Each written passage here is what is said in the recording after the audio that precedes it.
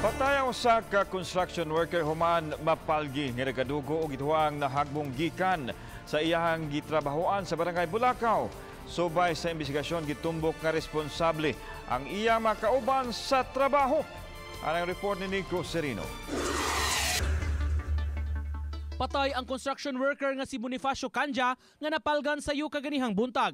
Dito na siya sa kalsada, tupad sa iyang gitrabahuan o gituuhang natagak gikan sa roof deck sa maong building.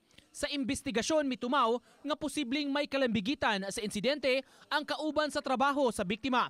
Napalgan sa construction site ang usa ka nagkadugo ng tubo nga matud pa posibleng gibunal ngadto sa biktima. Nakabangi, which is nga nagkuanan ni sila kanang nagbinaharay na mga 3 AM na uli ngadto nakainom murag na commotion sa taas.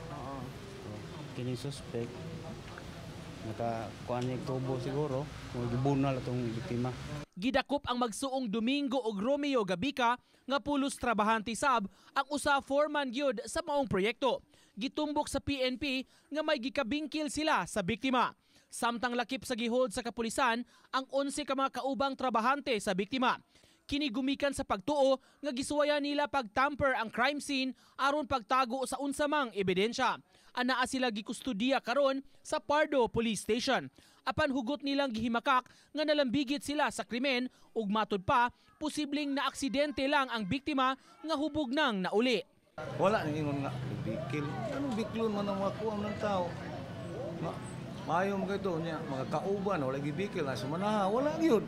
Anadlaw wala. Puspos gutan na tug manggani ko. Ato sa pagpuspos na tug. Namoy bikil ato. Wa gyud. Wa gitaon.